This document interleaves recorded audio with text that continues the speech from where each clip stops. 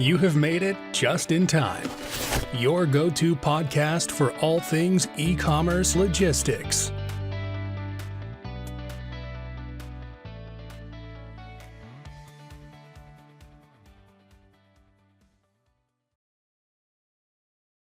Hello and welcome to the next episode of our Just in Time podcast. My name is Petra. I'm co-founder of Byrd, and I'm here with Maciek from Packhelp. Hi, Maciek. Welcome. Hi, Petra. Nice. Thank you for having me here. Sure. Well, thanks so much for joining. Today's episode will be focusing on the complexity of balancing packaging material and its branding effects versus still having an efficient logistics setup, right? And making sure that your packaging requirements don't make your logistics life too complicated. And yeah, you're the expert on this topic, right? You've been dealing with packaging topics for, I don't know how many years is it now? Definitely too long from my perspective, of course. I'd say it's nine.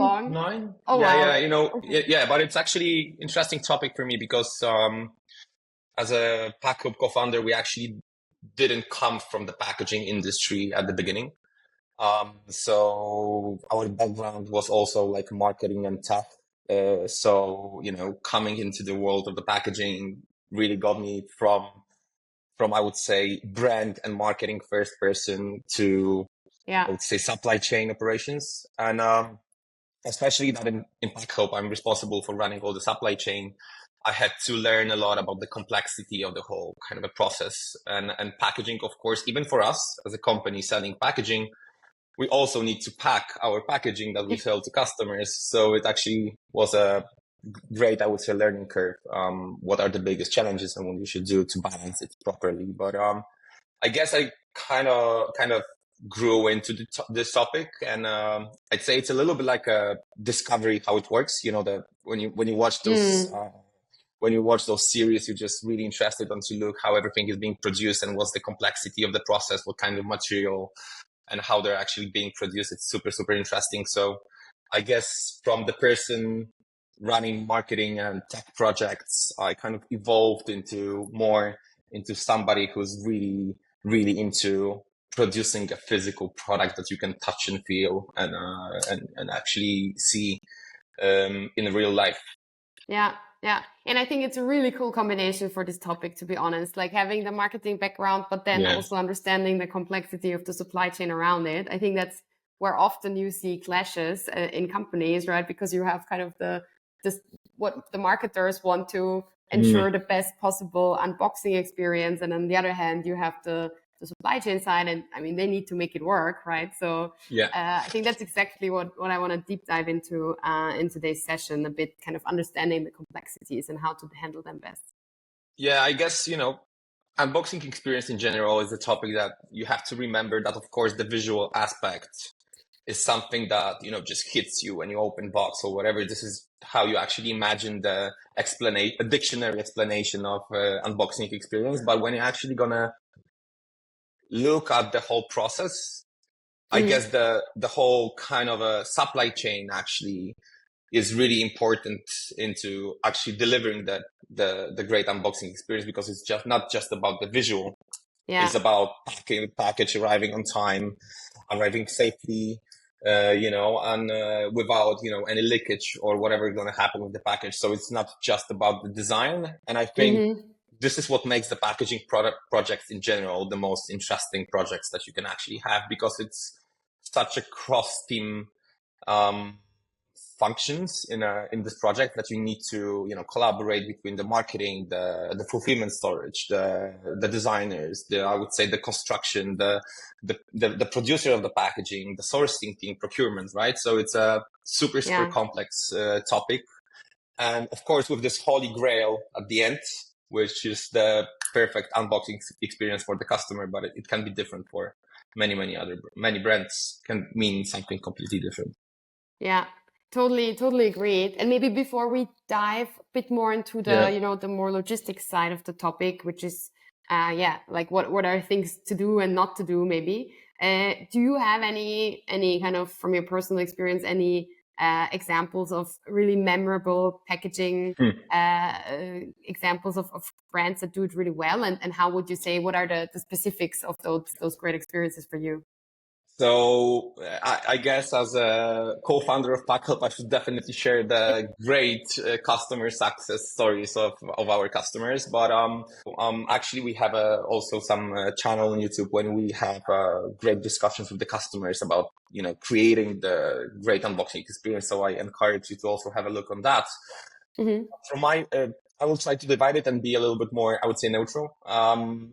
When I got into the packaging, actually, I have this two brands, actually. One of them is our customer, but there was one brand that actually really always impressed me from the perspective of I would say, the brand storytelling, the marketing, and how it's super well connected with the packaging of the product. And the company is called Happy Socks. It's it's just you look at the socks, which are super colorful and everything, and the way they're creating their packaging around a certain time of the year. How everything is being packed. It's super simple. It's not expensive from the production perspective, but yet you buy the socks, and you buy the socks for the packaging that you're gonna get with it to actually give it as a gift for the people. So I say they are just, I think it's a perfect combination to actually use also packaging not only as I would say a technical more function, but also as I would say a wrapping and something that can actually drive your sales as well in a certain periods of time, which is a great example of that.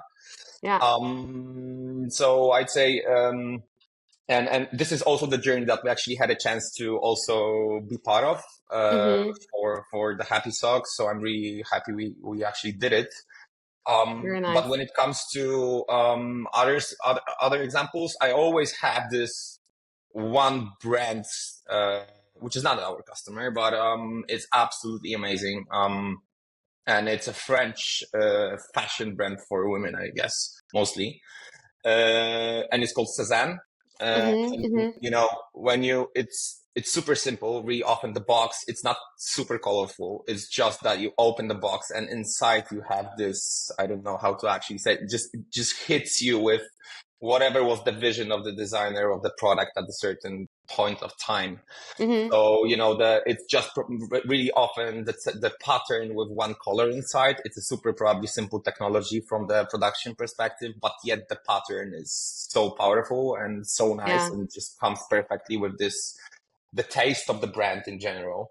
And also the tissue paper and the stickers and everything that, brought together as a package actually makes it, creates the whole world inside the packaging and actually makes you want to keep the packaging on the shelf later to maybe, I don't know, hide your watch or whatever you want to do with it. And I actually think this for me, if you want to keep the packaging on your shelf later to keep some, crazy stuff, some trash probably that you keep at home most of the time that you don't really need.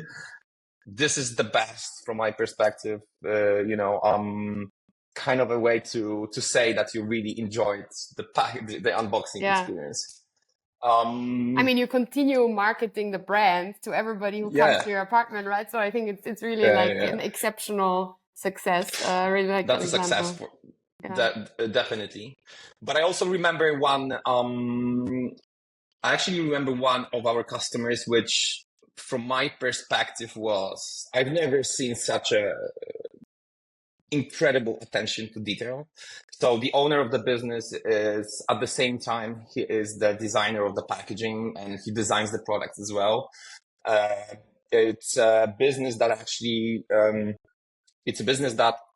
produces the glassware and accessories for the whiskey lovers. Oh, okay. The business is called Norlan.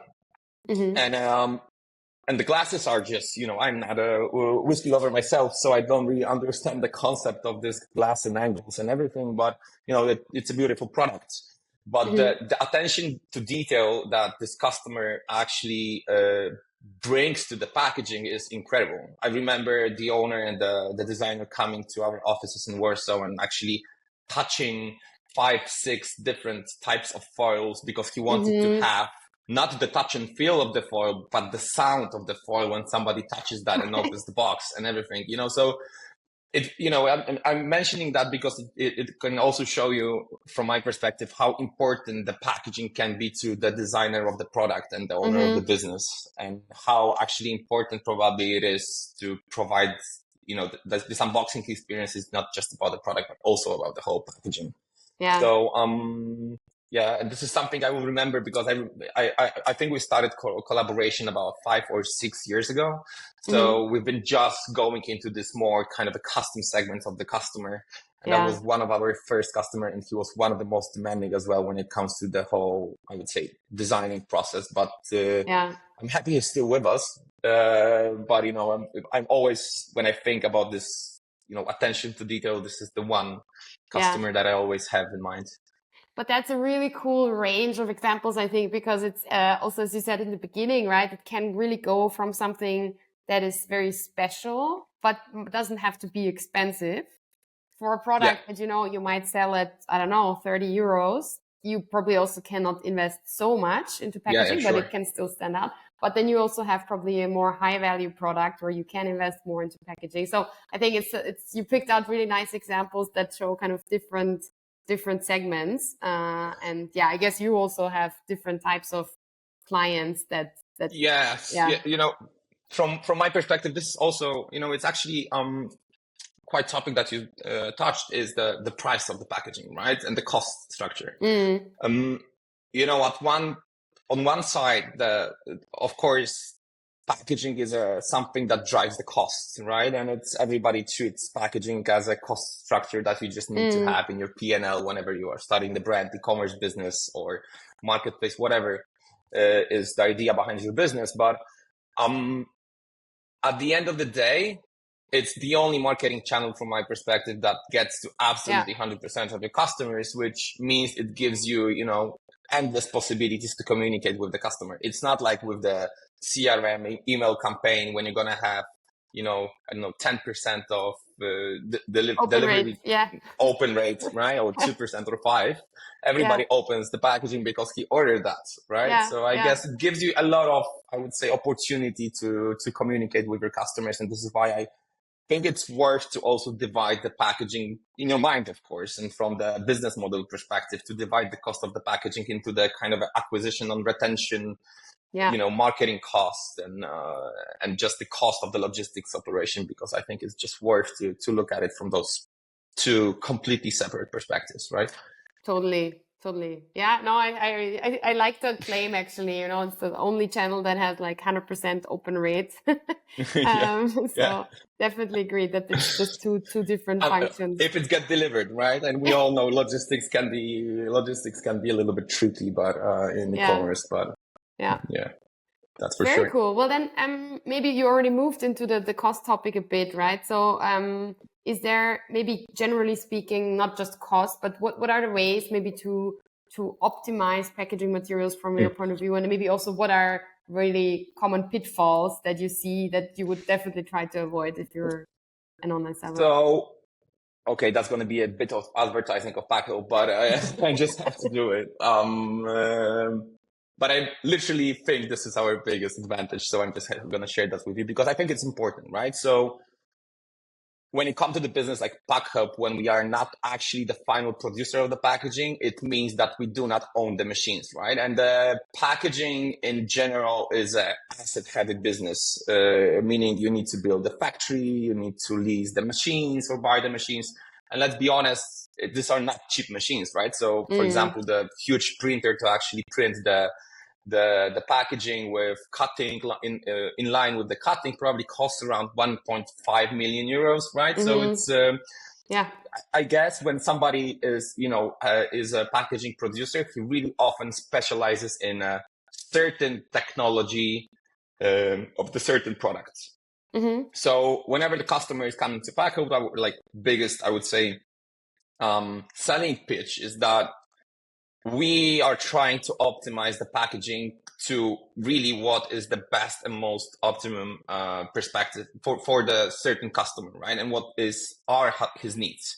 So we will definitely propose something else for the marketing agency that needs to do an influencer send out, and propose something completely different for e-commerce business that wants to have a send and return safe packaging, and something completely different probably for a D2C brand when the customer's paying more and he wants to have this absolutely, Apple kind of a experience of unboxing.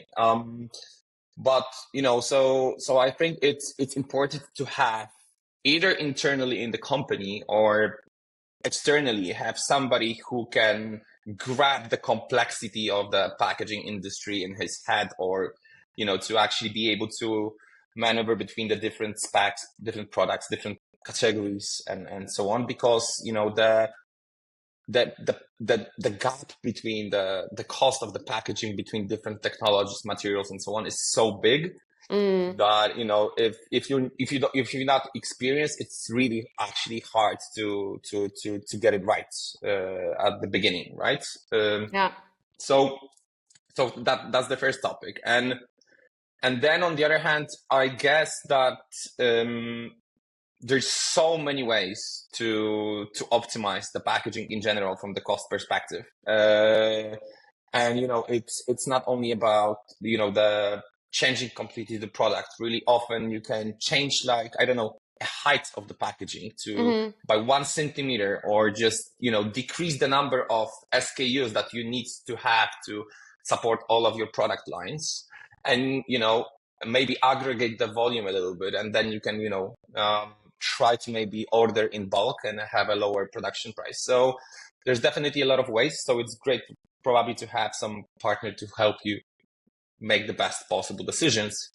But I guess the most popular ones are definitely something you need to be when you actually want to have, I don't know, a classic mailer box, and it's worth to double check with the designer if should I really have, I don't know, a full color box with the full CMYK palette with the foil on top and so on. Maybe I can provide similar unboxing experience to customers, as I mentioned with the Cezanne, with much cheaper printing technology, but for example, having it in 1-2 colors, right? Yeah. So I think it's really important, if you want to make sure that there's a right balance between the cost and aesthetics of the packaging. It's great to involve whoever is going to manage the purchasing process at the beginning of the R&D of the design and of the packaging. But of course, at the same time, you can move between categories. So you can have Apple kind of a box that you might have for the iPhone, but at the same time, you probably might find a similar solutions that are not that expensive, and you can switch materials, maybe mix materials, and to actually make it more cost efficient and just decrease the cost base, because at the end of the day you need to remember that it's you're gonna have to buy a certain amount of the packaging, and probably gonna need to freeze some part of your cash availability to actually buy that. But also, and then when we touch this topic, it's also about the flexibility of the whole purchasing process, right? So it's also worth, whenever you are discussing, whatever it's a producer or whatever it's a company like Packhelp, it's worth to actually share the idea of the volumes that you might be getting in a year, or maybe year and a half, or at least 2 quarters, because then maybe it's going to be better to order bigger volume, maybe divide that into batches, or actually maybe it's going to be better for you if you have small storage to actually pay a little bit more, but then don't have to pay for the storage at the same time and have more just-in-time structure of the deliveries, right? So I guess it's, that from that perspective, every project might be different, but I guess, we've been doing that for the last, I would say, 9 years, looking at many different, I would say, packaging projects. And I can say that achieving 20-30% cut in cost of packaging just by, running some R&D process to maybe change material, change the size, change the spec a little bit. It's something that really often doesn't really interfere with the packaging unboxing experience. It's achievable for most of the projects, right? So I guess it's more about making sure that you have somebody to talk to who knows what he's doing, and he's not pushing you into a direction of whatever is available in his, I would say, production line, because this is also something that's I would say the trap that you might fell into, right? With having just one production partner. Yeah, those are super interesting insights, and I think also the 20 to 30%, that's really, really significant. And one more thing you mentioned that I never actually thought about was the color versus maybe black and white, which, I mean, it's kind of obvious when you think about it, but there's so many parts of the packaging that you can try to optimize for. That's one part, and you also have to remember packaging is a industry of scale, right? So the more you produce, the cheaper it's going to be. So you always have to remember this as well. The digital in general is changing a bit this structure now, but you have to also this is why I think it's so important to be super transparent about the potential volumes and the sales that you would be looking at as a e-commerce, because this might drastically increase your, I would say, attractiveness for the supplier or for the packaging company that you are collaborating with. And so would you say that it's generally more recommendable to produce in bulk and then store, or is it just really dependent on the amounts?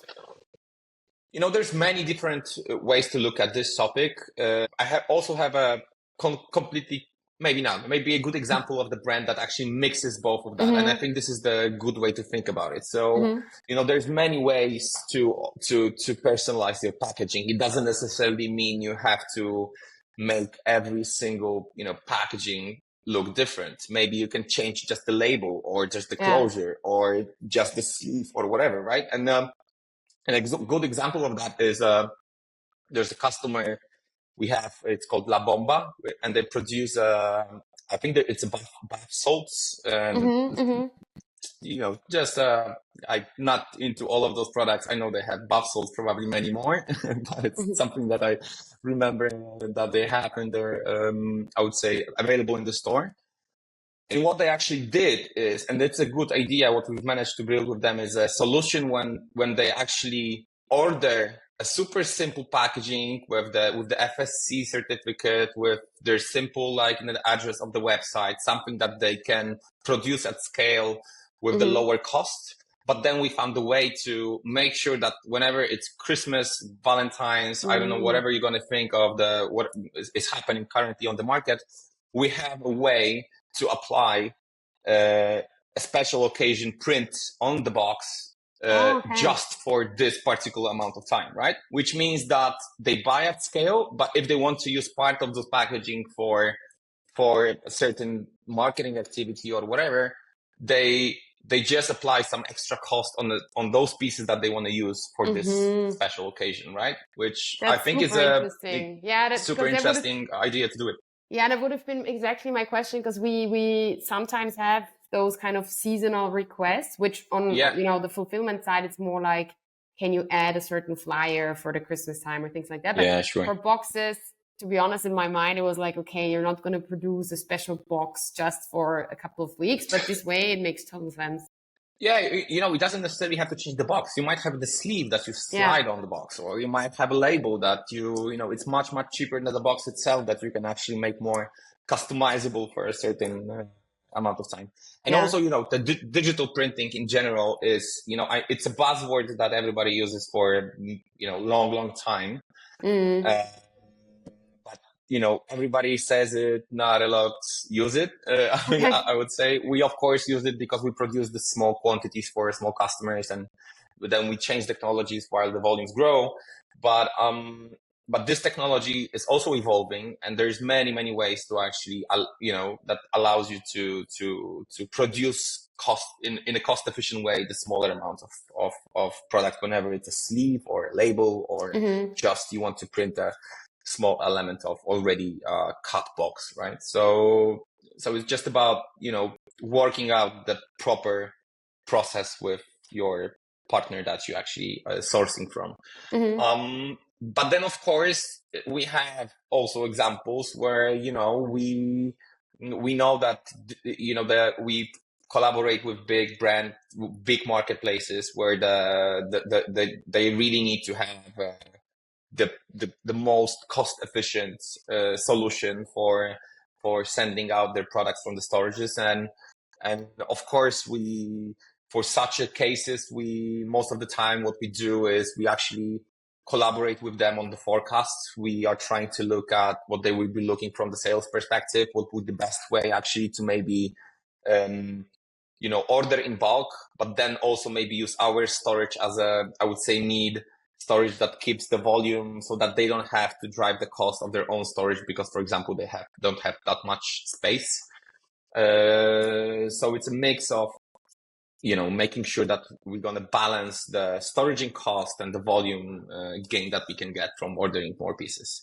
So I guess it's more connected to I would say the brand, and it's how it actually works and what are the market conditions that they're working on. Yeah, super super interesting insight. And one more thing that I'm also always super interested in is balancing kind of packaging material with shipping costs and the waste produced. Like, what are your thoughts around it? Just to give you an example that we have quite often in Germany, let's say, there's a lot of shipping options that you have that are more, economy shipping options where you have to be below a certain height limit for the packaging. And I see that actually quite often, that it's something that maybe the merchant didn't realize because it's a new market for them. And then the packaging is just a little bit over that limit, and leads just to increased shipping costs. And what's your experience there? From my personal experience, also from observing other brands, I think that everybody literally who is looking into the small things like that is making his chances to be successful much, much, much bigger. We have brands. I know there's a huge actually marketplace in Poland for artists who are designing like a metal plates, right? It's called Displate, and the Displate, and they're shipping their products all across the world. And the only option they're actually making to do it, and why they also been so successful, is they found a way to send it as efficient as possible. This is why it's not a problem from somebody to US to order that. Yeah. And to get it produced in Poland and have it in few days in US being sent by planes, because they actually, spend a lot of time on R&D of their packaging to make sure that it's going to be within the limits to be, recognized as a letter, not as a package, right? Yeah. But it's also important, to know where you're going to be sending out your products. So let's say, if you're sending to UK, there is a standard called Royal Mail, right? And you need to make sure that you're going to fit that, because then probably it's not just about the price and the cost of the logistics, but it's also about success of the delivery. Yeah. Basically, your package would be just left and just, swooped through the doors, not just like, left, whatever, you're going to have to come back and pick it up from the postal box or postal office. So I think it's super important to look at this, especially that, across Europe, the popularity of this postal boxes, right? In Poland, we have InPost, who's one of the biggest companies who are actually, pickup points, right? Yeah, exactly. And if you're actually using that, and I think it's really convenient way to actually get products delivered to their customers, if you're really, into that, you need to make sure that you pick the right size of the packaging so that you're going to fit into the proper box, because the difference of the cost between those sizes of the boxes is really huge. So yeah, I guess it's really important to look at it. But it's also important to measure this stuff not only from the logistics cost perspective, but it's also important from the e-commerce perspective. Like, it's in general, if you're gonna even think about it, shipping air is a bad idea. Yeah. Because it's air, right?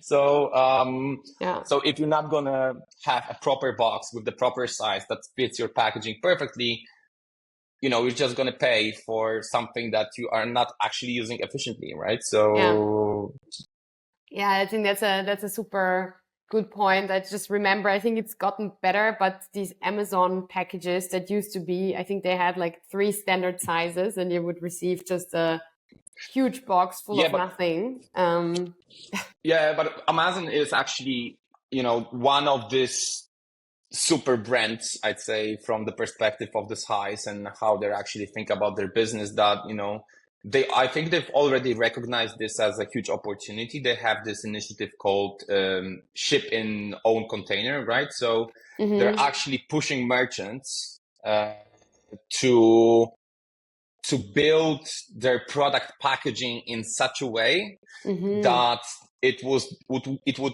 not only decrease air commerce, so it would fit the product perfectly, but it would be the product packaging and the send out packaging at the same time. Yeah.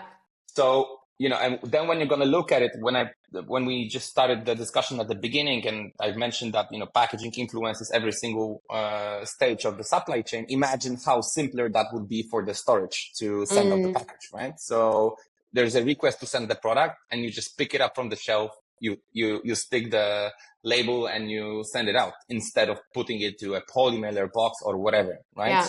And then if you put it into the box, you need to put the fillers so that it will be safe, and so on and so on.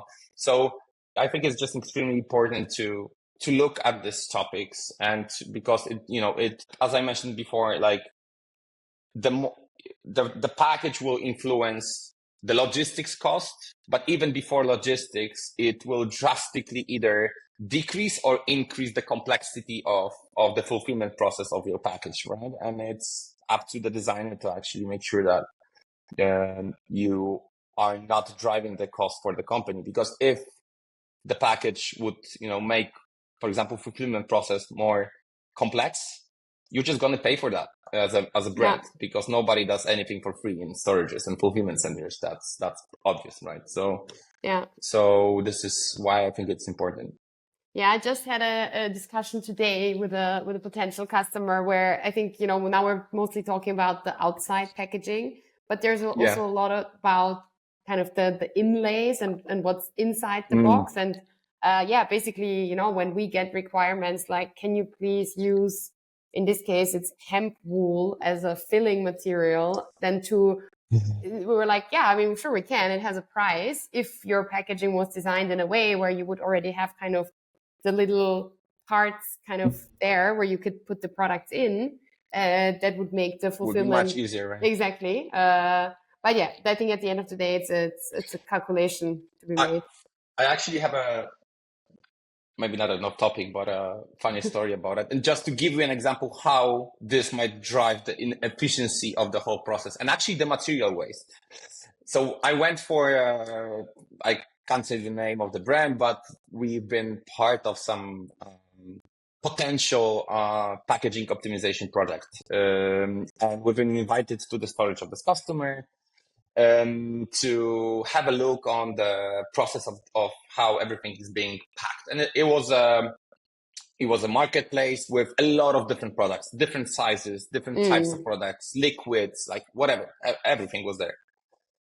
And the funny thing there was, we've been, standing on the higher in the magazine. So like from the nest, looking a little bit on what's happening downstairs.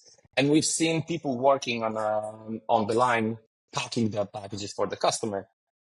And we've seen one of the guy who was absolutely the leader of wasting the whatever material you need to put inside to make sure that the package is going to be delivered safely. So he was packing like, I think 5-6 boxes. The box was big, like maybe this size. And he literally used like 16 meters of like, this paper that you put inside to fill the package and to make sure that it's going to be delivered. And he did it for like, I don't know. And we've been looking at him for like half an hour or something like that. And he's been using this 15 meters for every single box. And he changed the roll like 3-4 times during that time, right? So imagine then, and this was done because, probably the structure of the packaging and the process of what package he should pick for a certain type of products was not optimized enough, right? Yeah. So, and this allowed everybody to have, this company to have inefficiency in I would say in the process of packing the products and using the packaging materials. So, and inserts is something that people really, really often overlook a little bit, like, nobody pays attention to that. and it probably, a lot about fulfillment companies. The inside of the packaging is such a huge amount of cost in fulfillment storage. I would never expect that before I learned it can, let's say the boxes would be 50%, and then probably 30-40% of the cost would be the inserts that you're actually using to make sure that the package is going to, be safe when it's going to be delivered to the customer. Yeah. So when you're going to look at this, and then you're going to look at the idea of shipping in own container, this on a big scale can be a game changer, not only for the fulfillment storages and the customer and the cost, but also for the environment at the end of the day, right? Yeah. But that brings us generally, I would say, to the I would say split between. Do you see big differences between shops that sell through their own channel versus shops that sell through marketplaces? Like this one, I think, is a great example. That you have basically the option to use the box as a shipping box directly. Do you have any other examples? When you're going to look at I think that when you're going to look at the businesses like marketplace, right, when he's using actually also a lot of merchants and so on, I think the challenge is completely different than from running your own sales channel and being a kind of a D2C business, where it's something completely different. But I also think that for the marketplaces, it's a huge opportunity as well, because, in order to have a proper unboxing experience for their customers, in order to have a proper package being sent to the customer, in order to have I would say a proper brand recognition of their marketplace instead of the merchants, the packaging becomes a huge opportunity, meaning a new revenue stream that they might be generating, right, from the channels, making the packaging obligatory element of the marketplace, for example, right? And I think this is really, really interesting, because this gives those marketplaces a huge, chance also to make their packaging obligatory for the merchants, and making sure by that every single product from their shop is going to be delivered safely to their customers, and their brand is going to be visible on the package, and that whenever the product is going to come back to the merchant as well as a return, and let's be honest, the number of the returns in e-commerce in general is growing, it's going to come back safely as well. So I guess this is something really, really interesting. We actually have a great customer who we actually collaborated with to build this kind of a project. It's a refurbished electronic marketplace called Back Market. Mm-hmm. And what they actually did is they're going product by product, and they're actually making this super sustainable, perfect packaging for their merchants. And they've also built this program for the merchants so that they can use a certain amount of packaging within their contract limits. So that, and by that, they make sure that whenever customer is buying something from Back Market, it's being delivered safely with Back Market logo. And that, they actually decrease the number of complaints, the number of, insurance claims, and so on and so on. And they've generated additional revenue stream, which from my perspective is a killer feature. That's very interesting.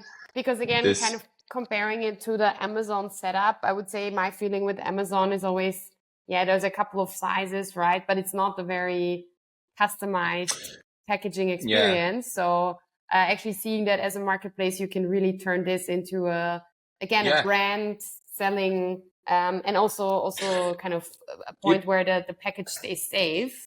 I think that's a really nice example. And then on the other hand, probably this merchant, that is collaborating with you is, okay, there are huge merchants on the marketplaces for sure, right? But most of them are probably smaller businesses that are just using you as the sales channel, right? So they would not be able to build such a product because they don't have resources for R&D and so on.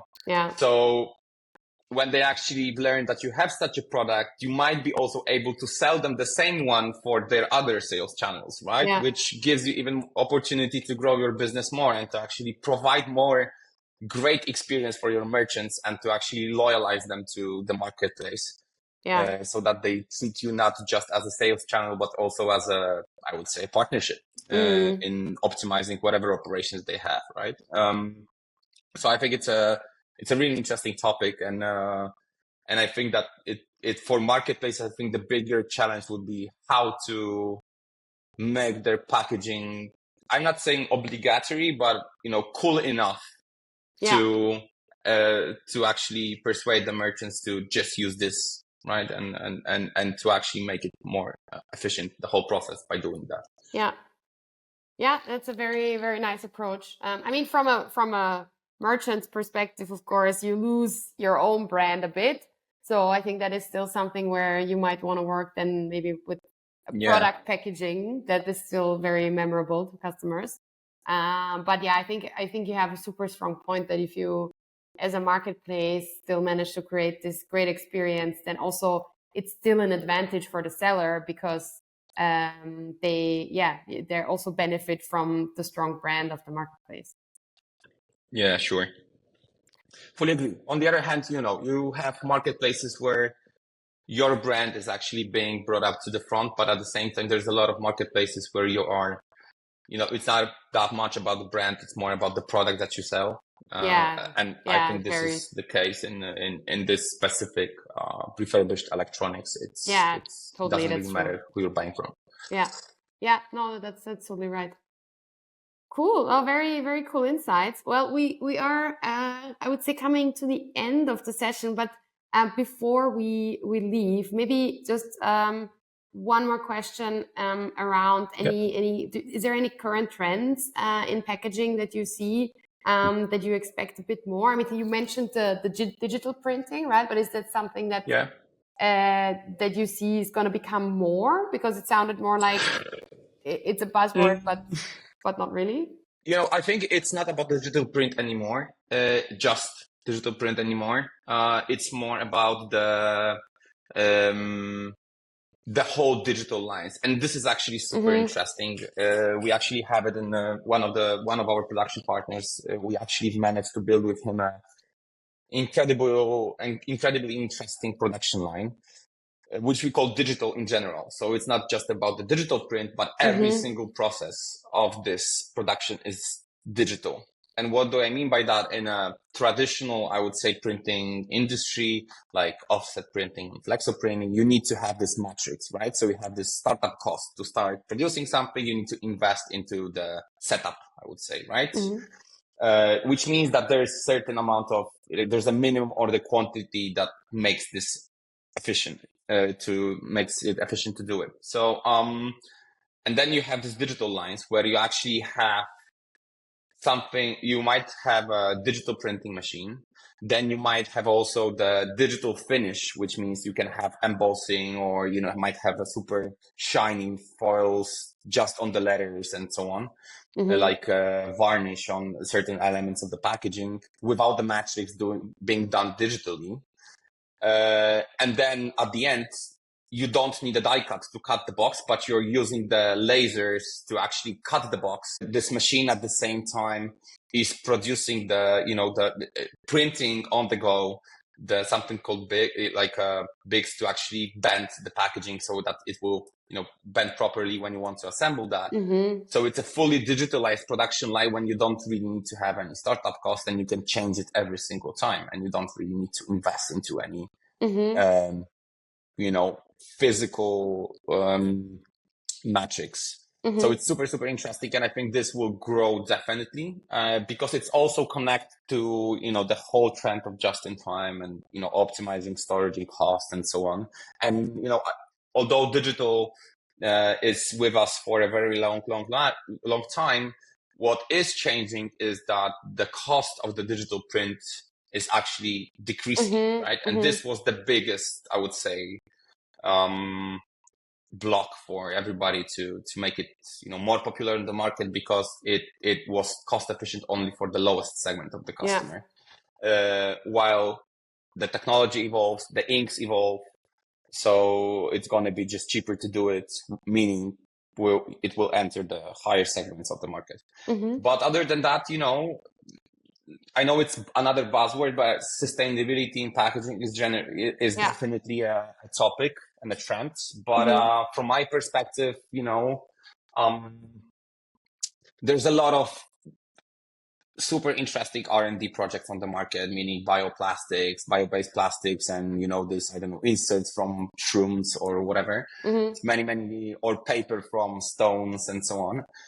But at the end of the day, for me, the biggest kind of a trend in packaging in general, from a sourcing perspective and purchasing perspective, is the transparency of the whole process, right? So people are actually starting to look at the whole, I would say, supply chain with full transparency, meaning they want to know who's producing the paper. They want to know, you know, if the supplier that's producing the packaging was actually vetted, was checked, you know, how he produces the energy, was the CO2 emission of the whole packaging product, was the CO2 emission of the last mile, and so on and so on. And I think this is the biggest trend. And, you know, with all the software and technology that we actually have right now, it just makes it more efficient and easier to do it.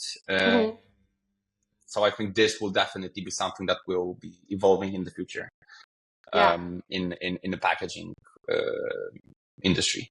Yeah, I also definitely see that trend becoming stronger and stronger. And I think it's great, right? That, as you're saying, at least kind of the first step is to challenge where things come from and how they're produced.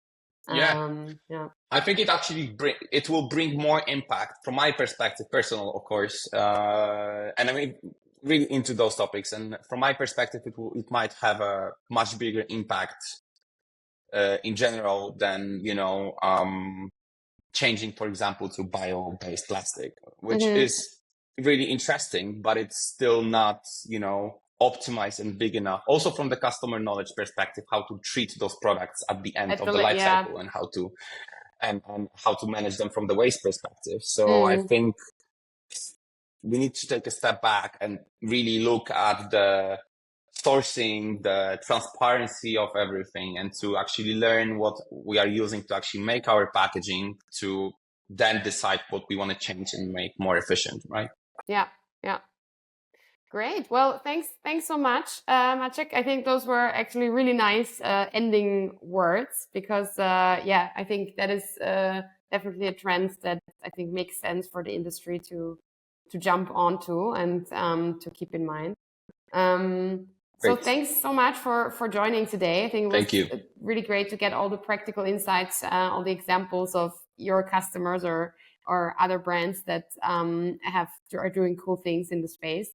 So thanks for joining, and thanks for everybody for tuning in, and have a great day. Bye. Thank you so much. Bye.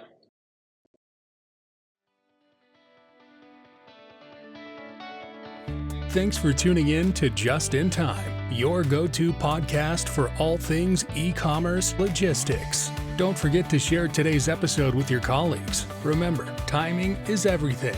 For more information about Byrd's tech-driven e-commerce fulfillment services in Europe, visit getbyrd.com now.